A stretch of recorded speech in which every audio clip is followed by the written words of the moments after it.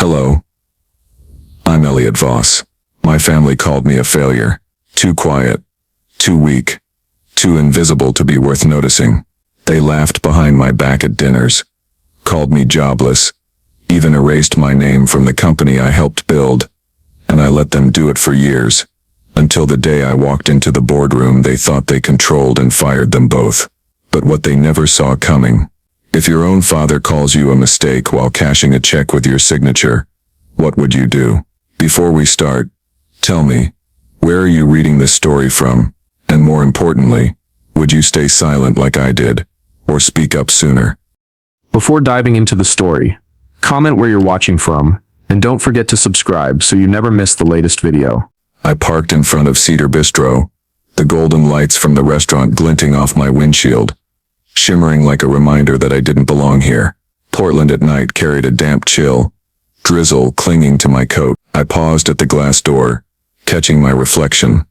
A rumpled blazer from the passenger seat, a crooked tie, hair matted from the wind. At 45, I didn't need to dress to impress, but my family's gazes still made me hesitate for a few seconds. I pushed the door open and stepped inside. Inside, the scent of ebony wood mingled with grilled steak and expensive red wine. The hostess smiled, an overly polite smile, leading me through rows of tables draped in silk. "They're already seated," she said, her voice tinged with something pity or curiosity. The dining table was unnecessarily long, as if my family wanted to claim the entire space. My father, Harold Voss, in a golf shirt, sat at the head, his eyes sharp as a blade. My mother, Clara Voss, wearing a pearl necklace, adjusted her napkin. My brother, Miles Voss, was hunched over his phone, fingers swiping fast. My sister, Lydia Voss, in a pale pink cashmere sweater, smiled at flattery from someone nearby.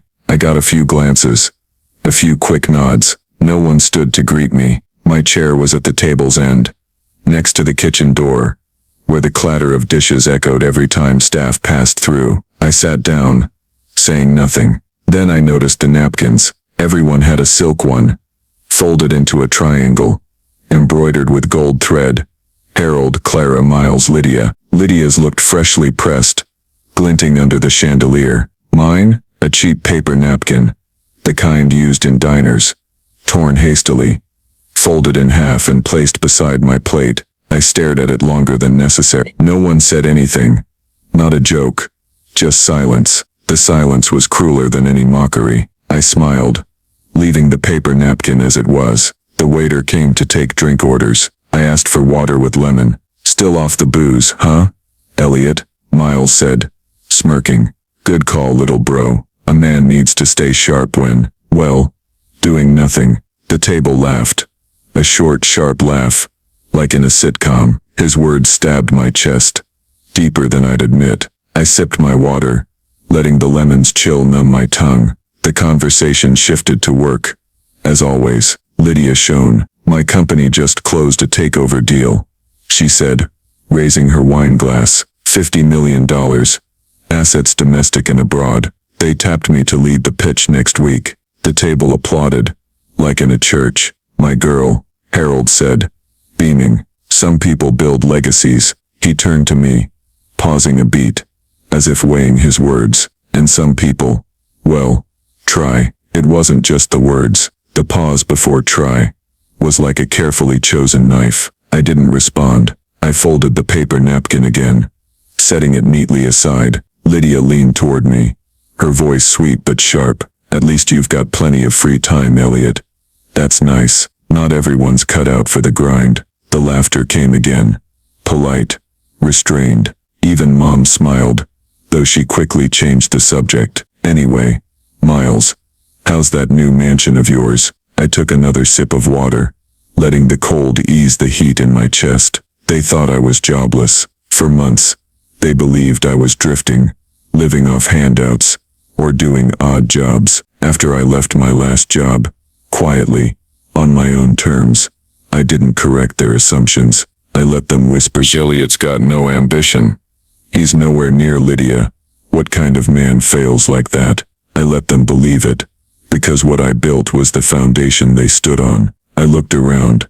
Ebony wood, fine china, A bottle of wine costlier than my first month's salary. The smell of truffle butter mixed with arrogance. They didn't know they were dining in one of my properties. The waiter brought the bill, placing it beside Harold. Lydia snatched it. "No, I've got this. Don't worry, Dad. One day Elliot might treat us when he gets on his feet." The laughter came again.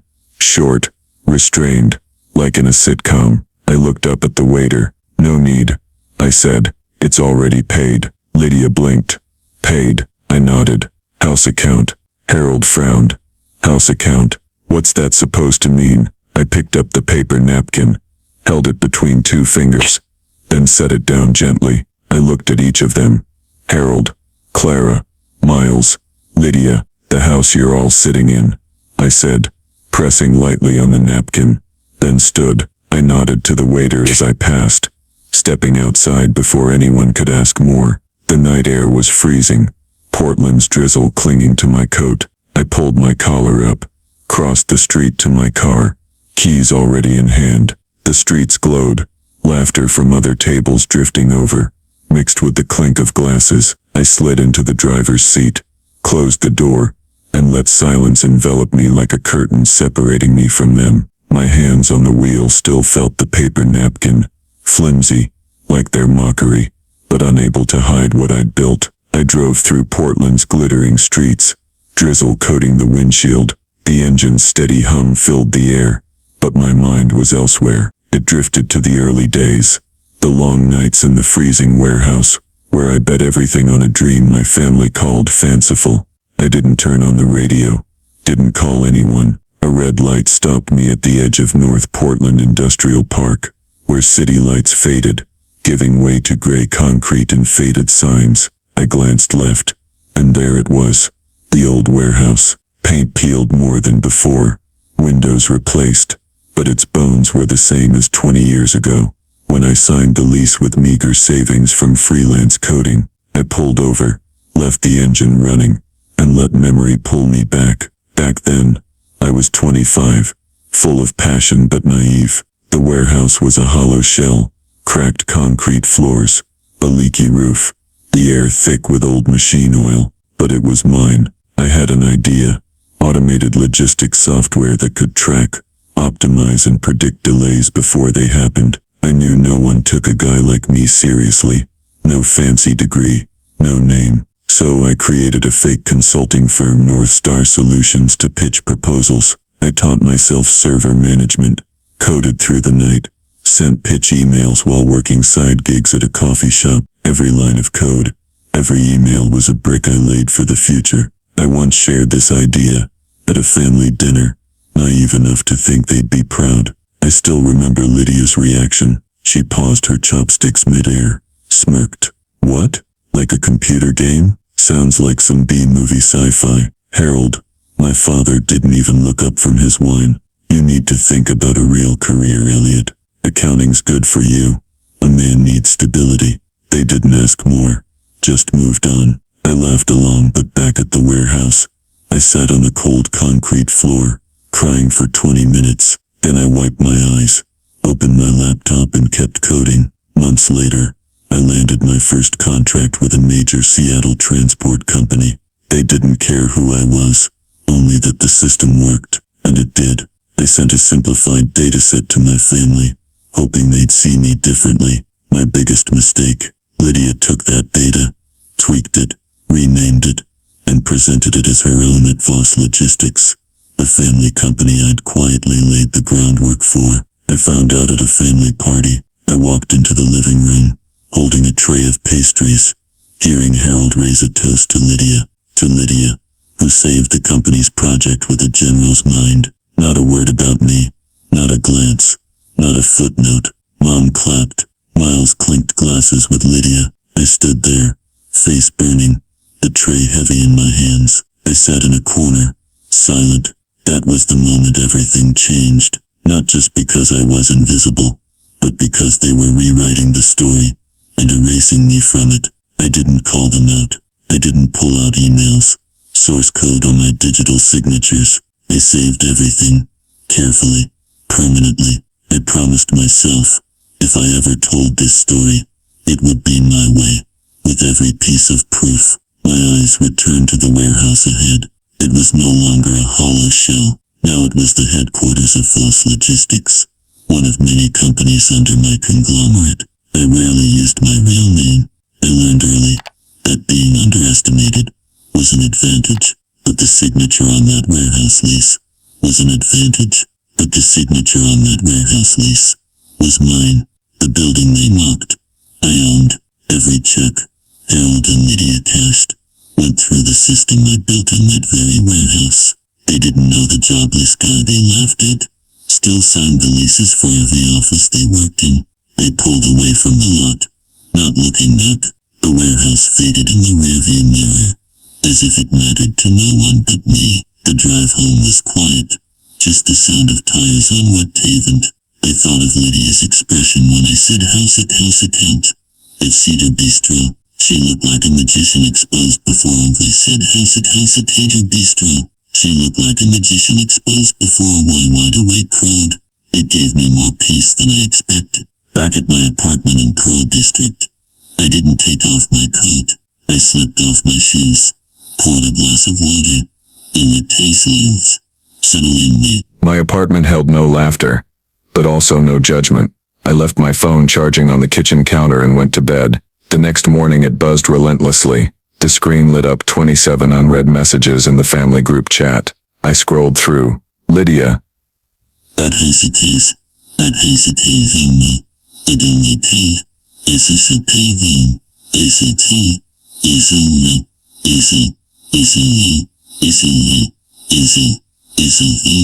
Mom, don't be harsh.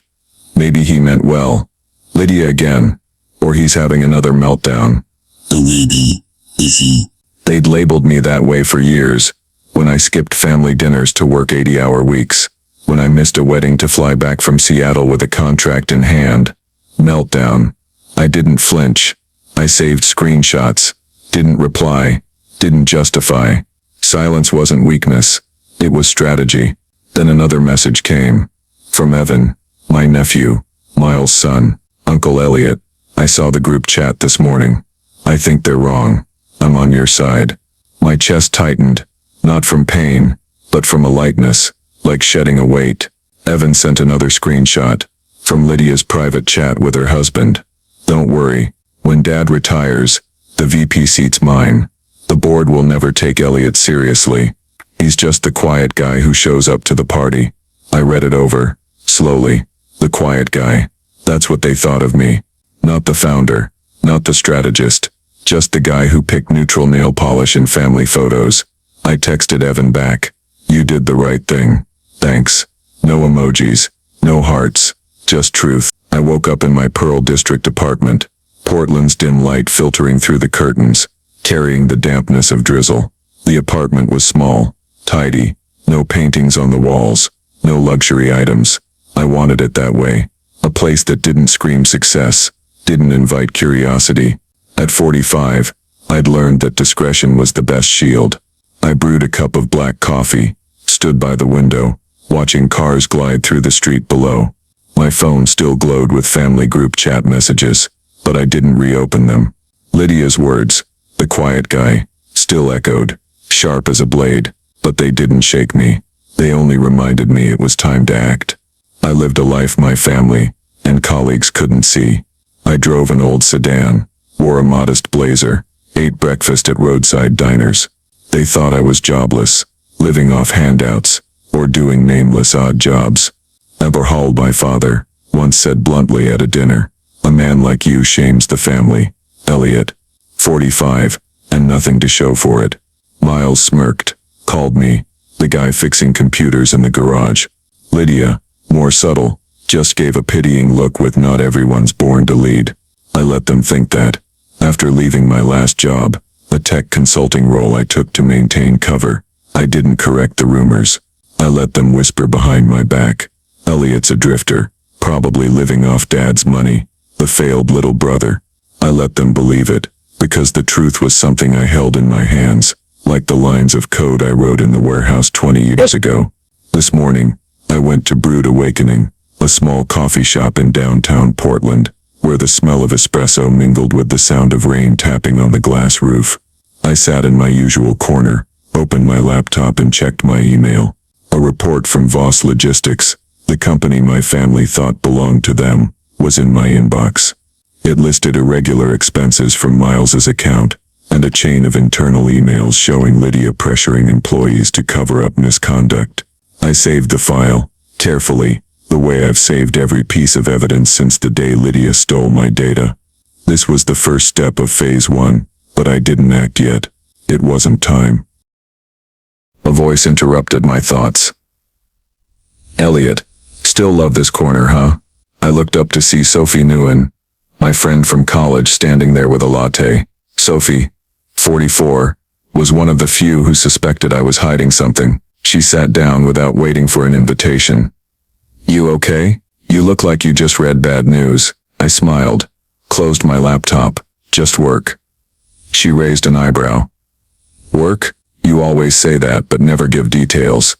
Don't let your family define you, Elliot. I know you're not the jobless guy they think you are." I sipped my coffee, didn't answer. Sophie didn't understand, but she didn't need to. She was the only one who ever asked about the warehouse, about the nights I vanished to code. "Don't let them bury you," she said, her voice serious. "They'll see for themselves," I replied, curtly. Sophie shook her head but didn't push further. As Sophie left, I overheard a conversation from the next table.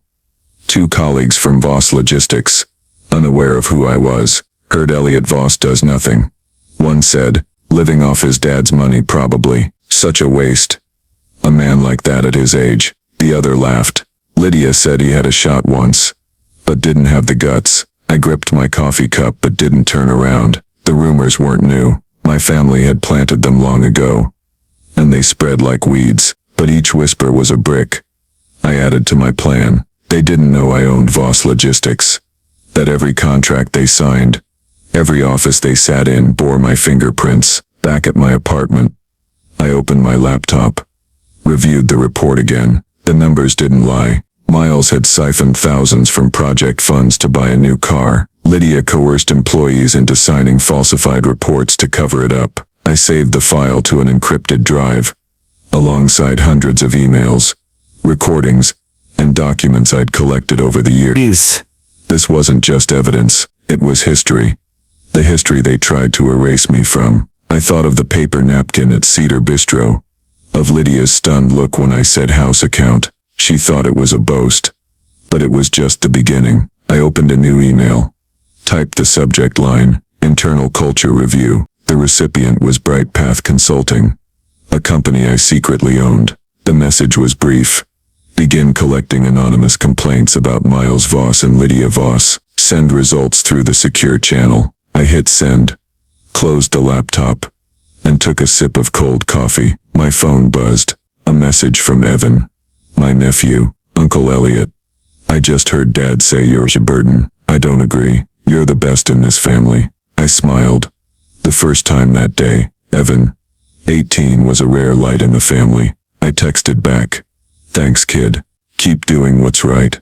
I didn't need more allies, but Evan's support was like a cool breeze in a storm. I stood up, looked out the window. Portland's rain kept falling, but I felt a clarity. My family thought I was a shadow. They didn't know that shadow hid an empire. I sat in my Pearl District apartment, Portland's dim light filtering through the curtains, the drizzle still tapping on the glass. The laptop in front of me lit up with a confirmation email from Bright Path Consulting, the company I secretly owned. "Anonymous complaint collection has begun. Results will be sent via secure channel within 24 hours. I sipped cold coffee, feeling like I'd just dropped a stone into a still lake. Phase 1 had started. My family thought I was a shadow, but that shadow was moving, and they'd soon feel its weight. My plan was simple but sharp. Miles and Lydia had built a small kingdom within Voss Logistics, the company I created from a freezing warehouse 20 years ago. They embezzled, manipulated, and fostered a toxic culture, thinking no one would dare challenge them. But I had evidence, emails, reports, recordings, and now I needed the voices of those they'd trampled. Bright Path would collect anonymous employee complaints, Stories Miles and Lydia couldn't deny. I didn't need to stand in the spotlight to win. I just needed the truth. And the truth always finds its way to the surface. I stood, put on my coat and decided to head to South Waterfront, where Voss Logistics' main office was located. I didn't announce my visit. Didn't use an employee badge. I wanted to see them in action. Not through reports, but with my own eyes. I drove my old sedan through rain-soaked streets, Portland's drizzle coating the windshield. The Voss Tower emerged, glass and steel glinting under a gray sky. I parked in the back lot, pulled on a baseball cap, and entered like an anonymous delivery guy. No one recognized me. That's what I wanted. Inside, the office air was tense. Employees hunched over screens.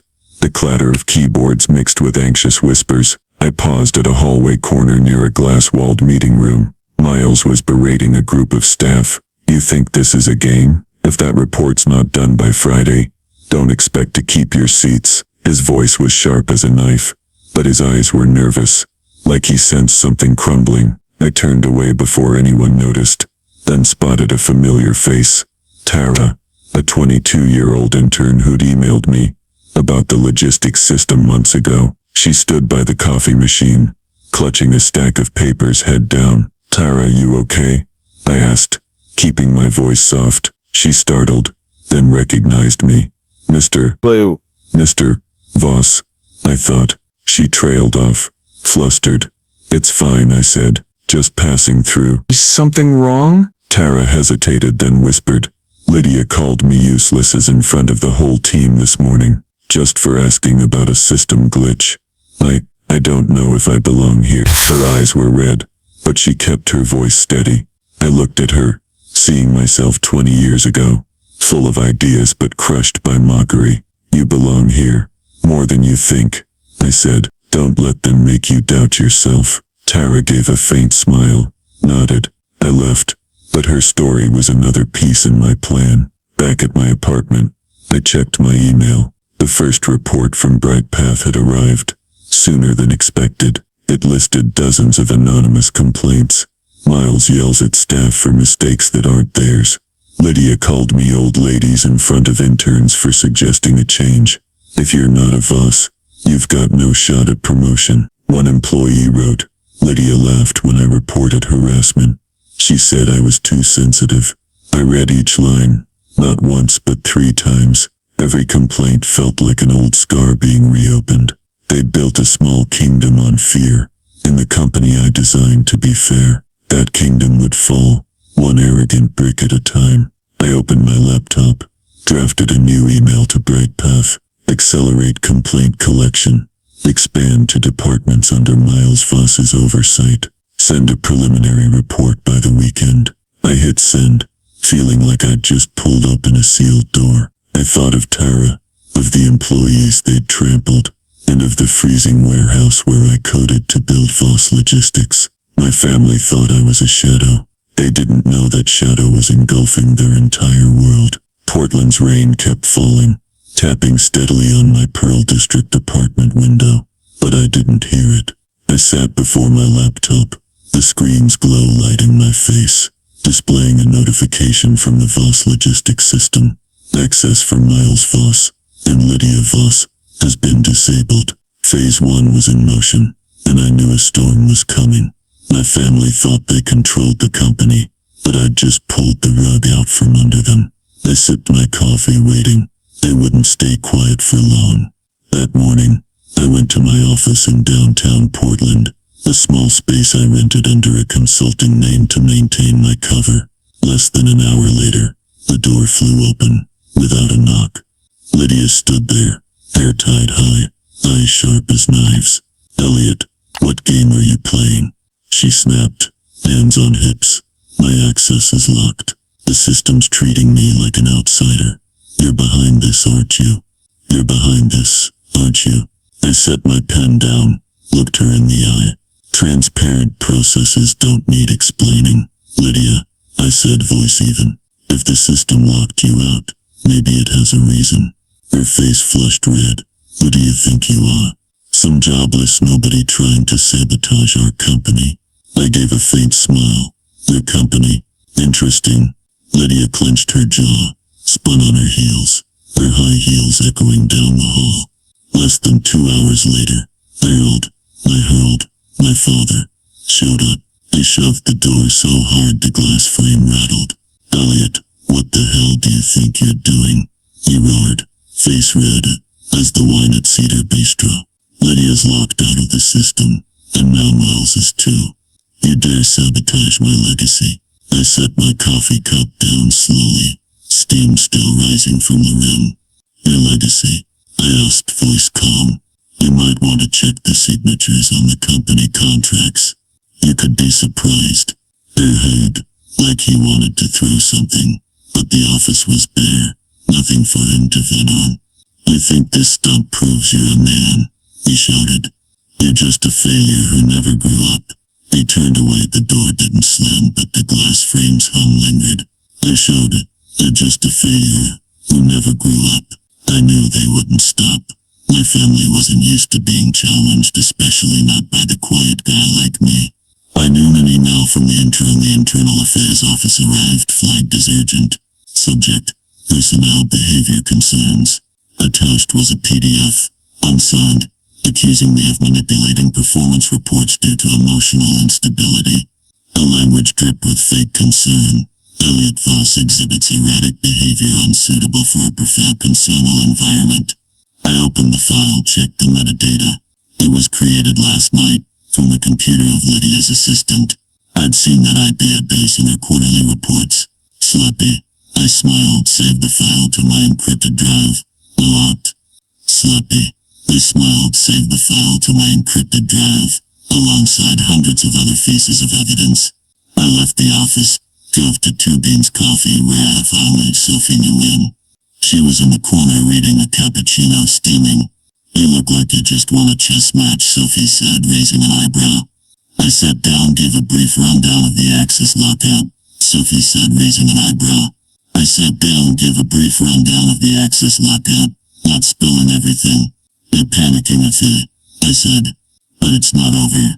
Sophie closed her book, looked at me seriously. "Elliot, you don't have to hide from me. I know you're not the jobless guy they say. We'll public with the truth." Don't let them keep painting you as a failure. I sipped my coffee, thought of the paper napkin at Cedar Bistro, of Lydia's stunned look when I said house account. "Not yet," I replied. "But they'll see, Sophie. Soon enough." She shook her head, but her smile showed she believed me. Back at my apartment, I checked my email. A new report from Bright Path Consulting arrived, thicker than expected. Employees wrote, "Miles told me I was lucky to work for a family company, but I feel like a slave." Lydia laughed when I reported harassment, said I was too sensitive. "If you're not a Voss, you're invisible." I read each line, feeling like old scars were being reopened. They'd built a small kingdom on fear. In the company I designed to be fair. I saved the report, added it to my data archive. Emails, recordings, contracts with my signature. This wasn't just evidence. It was history. The history they tried to erase me from. My phone buzzed. A message from Evan. "My nephew, Uncle Elliot. I heard Dad say you're sabotaging the company out of jealousy. I don't believe it. I know you're better than them." I smiled. The first time that day, I texted back, "Thanks, kid. Keep doing what's right." Evan's support was like a cool breeze. I opened my laptop, drafted an email to the Voss Logistics board. Subject: ethics review request. The message was short. Request an evaluation of Miles Voss and Lydia Voss's conduct based on internal complaints. I hit send, feeling like I'd just opened another door. Portland's rain had stopped, but the sky stayed gray, as if waiting for something to explode. I stood in my downtown Portland office, looking out the window at Voss Tower and South Waterfront, where everything would end today. The laptop in front of me displayed the final email from Bright Path Consulting. A thick report, containing dozens of complaints, recordings, and documents proving the misconduct of Miles and Lydia. I saved the file, checked the clock, 30 minutes until the board meeting began. My family thought I was a shadow, but today, that shadow would swallow their entire world. I drove to Voss Tower, parked in the back lot, avoiding curious eyes. I wore a dark suit, understated but sharp enough to say I belonged here. The building gleamed with glass and steel, a symbol of power, power I built from a freezing warehouse 20 years ago. I stepped into the elevator, pressed the top floor. No one recognized me. They didn't need to. Not yet. The boardroom was on the 30th floor. Frosted glass doors, modern mechanical lock. I arrived early, sat at the head of the long walnut table, flanked by the board and legal counsel. I placed a stack of files in front of me, each labeled in red. Preliminary findings, ethical concerns. Silence enveloped the room. Only the rustle of paper and the breaths of those around the table. Then the door opened. Miles entered first. Gray suit, face tense but trying to hold confidence. Lydia followed, heels clicking on the marble floor, lips pursed. They looked at me, hesitated, then sat heavily. The chairs creaked like a warning. "What is this?" Miles asked, voice growling. Lydia tried to smile, but it was forced. "Another compliance check," she said, as if she could still charm someone. I gestured toward the glass door. "The door's locked for confidentiality," I said, voice even. "Everyone should sit." They exchanged glances, then sat. I leaned forward, looked straight at them. "Let's begin." I pushed the stack of files to the board secretary. Whoa! Members opened them, flipping pages. Inside were founding documents, transfer records, parent company charts, and then the centerpiece, my name, Elliot Voss, majority shareholder, owning 60% through North Star Holdings. Silence fell like a cold wind. Miles clenched his fists, jaw tight. "Bullshit," he muttered. "Bullshit. How?" I asked, tilting my head. "Because the Oregon Secretary of State's office seems to think otherwise. So does your signature here." I pointed to a document where Miles had signed over Class B shares to a company I controlled, unaware it was me. He flipped pages quickly, hands trembling slightly. Lydia didn't move, fingers hovering over the file's edge, as if it might bite. "This is a scam," Miles said, voice lower, like he was convincing himself. "No," I replied, voice steady. "This is history, just a history without me in it." The air grew heavy, only breaths and rustling paper. I pulled a small remote from my jacket pocket, pressed a button. The ceiling speakers crackled. Then a voice played. "Miles's clear. Cut the women out of the meeting. Saves time." His laughter followed. From a closed-door meeting 3 months ago, one board member froze. Another bowed their head, blinking fast. I let the recording play for 10 more seconds, then paused it. "That's from the quarterly meeting. Wine and all," I said. "But let's look at what people were really clapping for." The legal counsel at the table's end opened his file, pulled out a memo. "These statements, combined with other complaints from the investigation, constitute serious violations of the company's ethical code," he said, voice dry. "Paired with share manipulation and erasure of contributions, they trigger Clause 14, mandatory contract review." Lydia's face paled, lips trembling. Miles leaned back, silent, his silence louder than any word. The board chair folded their hands. "Mr. Voss, Miss Voss," he said slowly, "we expect your resignations by the end of the day." Miles opened his mouth, then closed it. Lydia burst out, voice breaking. "You can't do this." I stood, adjusted my suit jacket. "You wanted to erase me to protect your illusion of power," I said, looking at them both. "Now you'll be erased from what you tried to cut me out of." I turned, nodded to the assistant outside the door. The mechanical lock clicked as the door opened. I walked out, leaving them with a truth they couldn't escape. The boardroom's air clung to me as I returned to my office in downtown Portland. I didn't sit, didn't exhale. I went straight to the window, pulled the blinds, and stared at Portland's skyline like it owed me something. Then I called my assistant. "Release the statement," I said, nothing more. 20 minutes later, the press release spread across the web. Voss Logistics undergoes major restructuring after internal ethics scandal. New leadership commits to zero tolerance for discrimination and nepotism. My name appeared, for the first time unhidden. Elliot Voss, CEO. I thought of the paper napkin at Cedar Bistro, of Lydia's stunned look when I said house account. I thought of the freezing warehouse, of nights crying on the concrete floor, and of Evan, the only one who saw me before I had to prove it. My family thought they wrote this story. I just rewrote the ending. I stood in my downtown Portland office, looking at Portland's skyline through the window, city lights twinkling, like they wanted to retell the story that unfolded in the Voss Tower boardroom.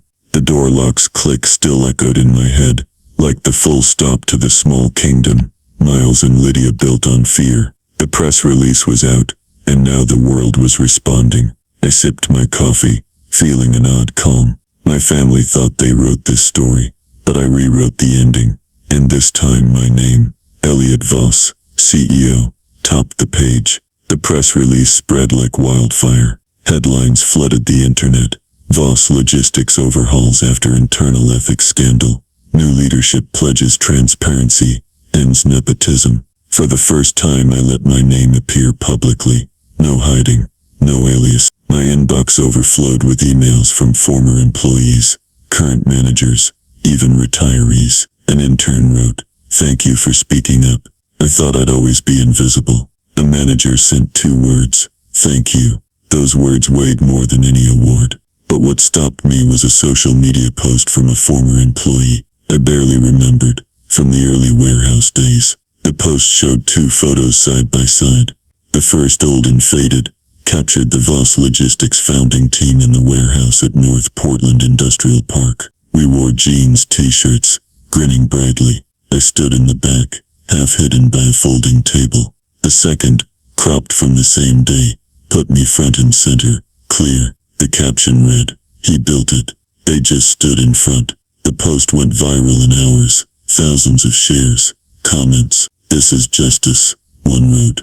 "Elliot Voss is the unsung hero." My chest tightened, not from pride, but from the feeling of being seen, truly seen, after so many years. But Miles and Lydia didn't go down easily. That night they went live from a lavish living room, sitting side by side on a beige sofa, trying to look sincere. Lydia, perfectly made up, voice trembling, said, "Cheers." Lydia, perfectly made up, voice trembling, said, "Elliot planned this for years. This isn't justice, it's revenge." Miles chimed in, voice rehearsed, "Elliot's always been sensitive. He struggles with feedback. We love him, but he's twisted the story to hurt the company we built together."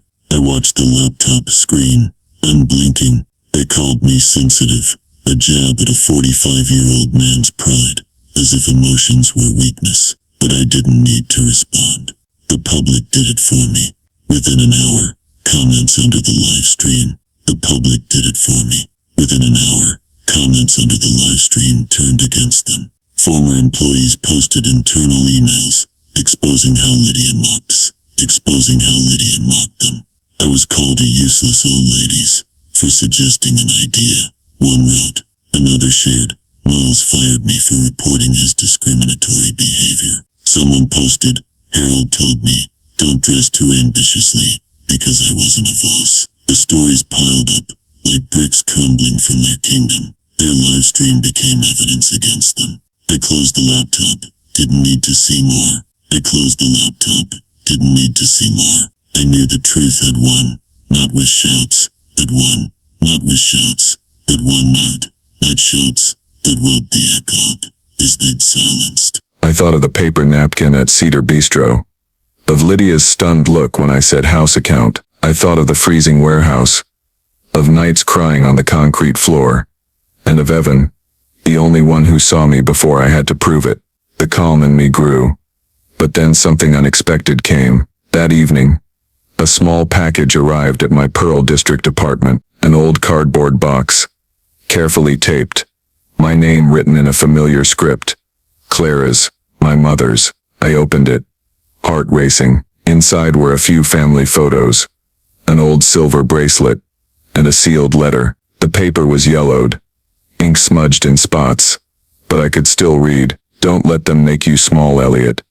You were born to build your own world." I held the paper, my mother's voice echoing through the years. I remembered her quietly, placing a hand on my shoulder when Harold scolded me as a failure. She didn't say much, but she saw me. I sat there, holding the letter, feeling like an old door had opened. I thought of 2 beans coffee, where Sophie urged me to go public with the truth. I thought of Tara, the intern finding her place in the company I built, and I thought of myself, the quiet guy who stopped being quiet. My mother's letter wasn't just comfort.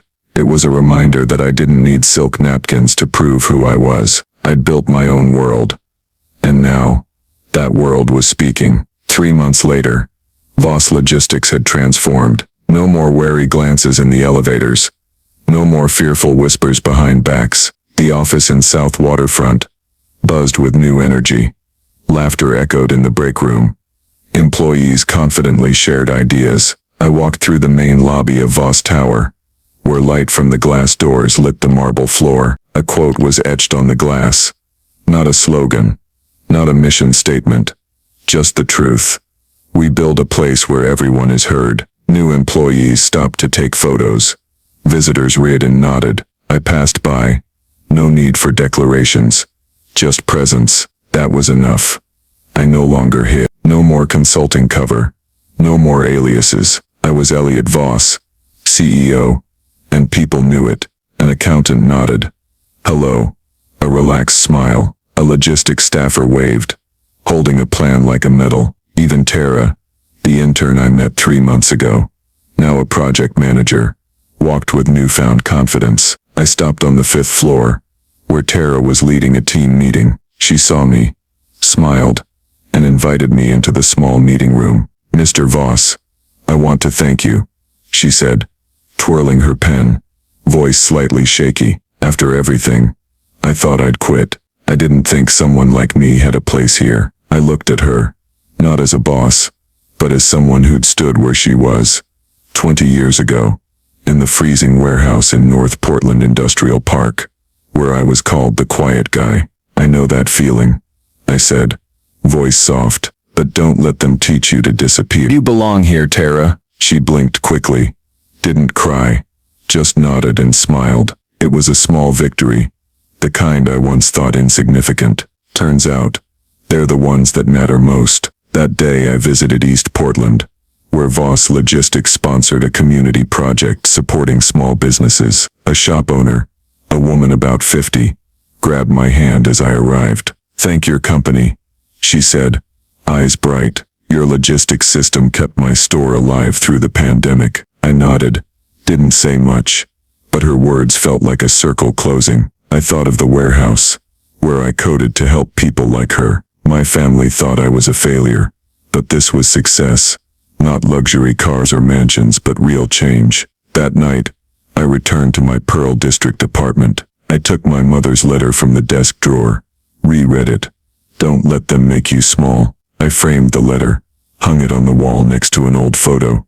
The founding team in the warehouse, me in the center, unhidden. I didn't need silk napkins, didn't need the spotlight. I'd built my world, and that world was speaking. Miles and Lydia all but vanished from the industry. Miles tried starting a consulting firm, but his reputation collapsed as posts exposing his misconduct spread. Lydia attempted a boutique company, but clients backed out when her past surfaced. They still blame me, I'm sure, but now, they do it from afar, in rooms that no longer belong to them. Harold never reached out. I didn't expect him to. I start my days early, arriving at Voss Tower before most employees, coffee in hand, walking through the main lobby. This is where Years ago, I sat waiting for an interview, in a borrowed suit, holding a resume no one read, while the receptionist looked through me like I was invisible. Now, I walk through, and people see me. No applause, no fanfare, just presence. My family tried to box me into their frame, called me a failure, useless, but I wasn't born to fit their frame. I was born to build new ones. For me, for Tara. ever everyone erased from their story. The quote on the glass at Voss Tower speaks for me. We build a place where everyone is heard. It's not just a promise, it's my legacy. And as I stand in my office, looking at the warehouse photo, and my mother's letter, I know I didn't just rewrite the ending. I wrote a new story. Elliot Voss's story, set in Portland, Oregon, mirrors the challenges and opportunities in today's U.S. society, especially the pressure to succeed, gender biases, and the value of strategic patience. Elliot, a 45-year-old man, mocked by his family, jobless and useless at the Cedar Bistro dinner, faced societal expectations that middle-aged men must display success through material wealth like mansions or luxury cars. As Miles boasted, taunts like such a waste. A man like that at his age, from colleagues at Two Beans Coffee, reflect America's competitive culture, where personal worth is often measured by status and income. Yet, Elliot chose to live anonymously, building the Voss Logistics empire from the North Portland Industrial Park warehouse, showing the power of persistence and self-belief, even when belittled. His journey, from meticulously saving evidence to revealing his majority shareholder role in the Voss Tower boardroom, highlights the importance of thorough preparation and waiting for the right moment, a vital lesson in American society, where the pressure to shine instantly often overshadows endurance. Clara's letter, "Don't let them make you small," and Evan's support underscore the value of genuine relationships, helping Elliot overcome biases. The takeaway is, in real-life America, trust your worth, build a solid foundation like Elliot did with the warehouse, and choose your moment to speak up, as he did with the press release. Don't let societal pressures or gender biases define you. Be patient, prepare, and create your own legacy. Like the quote on the Voss Tower glass, "We build a place where everyone is heard." Subscribe to the channel to explore inspiring stories like Elliot Voss's journey, from the paper napkin at Cedar Bistro to the legacy at Voss Tower. Thank you for watching, and see you in the next video to keep writing new endings.